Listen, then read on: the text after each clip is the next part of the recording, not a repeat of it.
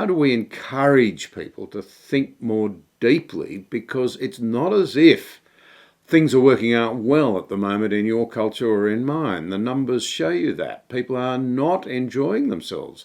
They're anxious. Mental health is under serious challenge. It seems we need a bigger story, but we're frightened of anything that might require sacrifice on our behalf, if I can put it that way. That's absolutely right.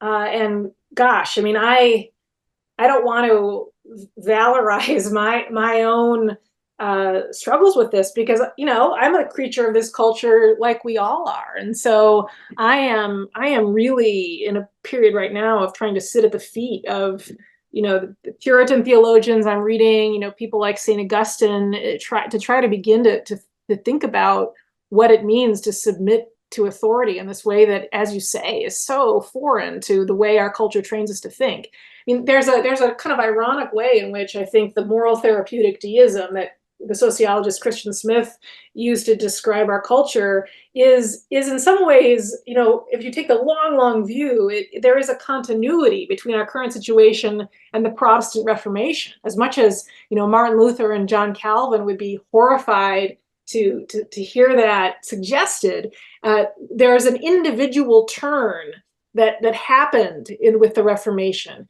Now, quite immediately, it did not. In the case of the immediate followers of Martin Luther and John Calvin, certainly for them, it entailed a deeper submission to divine authority, biblical authority, in many cases institutional authority.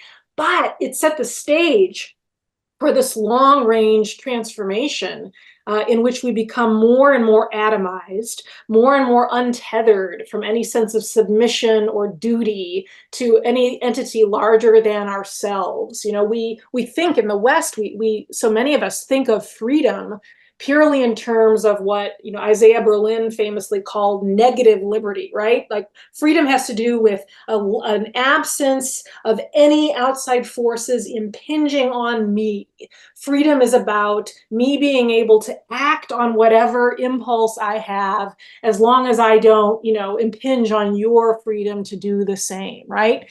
That's a very particular Western narrow and I think frankly naive way to think about freedom. I mean, it posits, it assumes that we all have inside us this sort of glowing ember of a flame of authenticity that we're born with.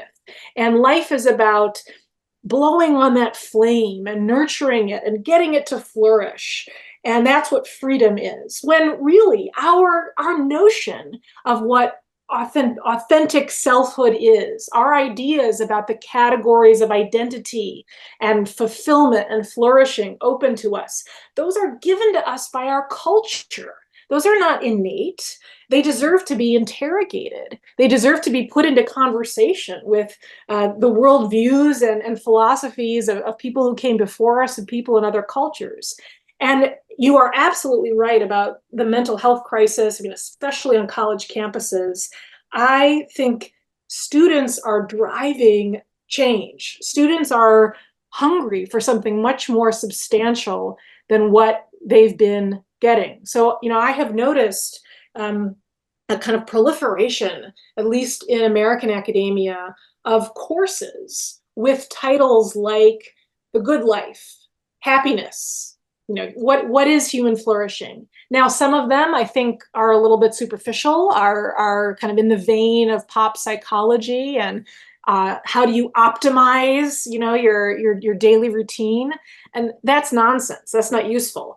But a significant proportion of them, I think, have to do more with getting students to read big books, big, hard, old books from a range of perspectives that grapple with these questions. I mean, humans have not changed, right? Like you go back and you read, the accounts of, you read someone like St. Augustine, you read his Confessions and read him wrestling with temptation and the desire to do something bad just for the badness of it, and not listening to his mother, and the kind of existential wandering from one philosophy to another before he finally discovers Christianity.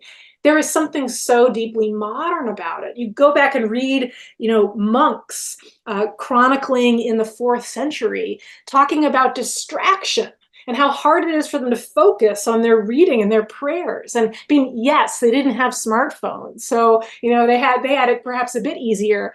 But there is some common human experience there that we need to learn from. And what I tell my students is, yes, one of the lovely things about America is the huge range of spiritual options and the absolute smorgasbord of metaphysical possibilities you have open to you. And no one cares if you practice Wicca one day and learn how to use crystals another day, and then maybe do some Zen Buddhist meditation, and then maybe dabble in Christian prayer on Friday. You can do that.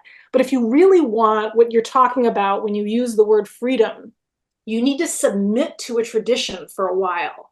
You need to put yourself under its authority and do it and worship with those people, pray with them, read their books, and entertain the possibility that your gut reaction to something doesn't necessarily carry the weight of truth. And that, maybe what is most outrageous about some of these older philosophies is what's truest about them, right? And especially in the case of Christianity, there has never been a historical era, including the 1st century, when some piece of Christianity wasn't absolutely a scandal, wasn't completely outrageous in the context of mainstream morality. And that is no more true of our time now than it was in the 1st century. And so we need to get over what C.S. Lewis called chronological snobbery, I think. And we can celebrate all the ways in which humans have made progress and have improved the lot of our species relative to experiences in the past, while also maintaining a humble posture and remembering that we have a lot to learn from people who came before us.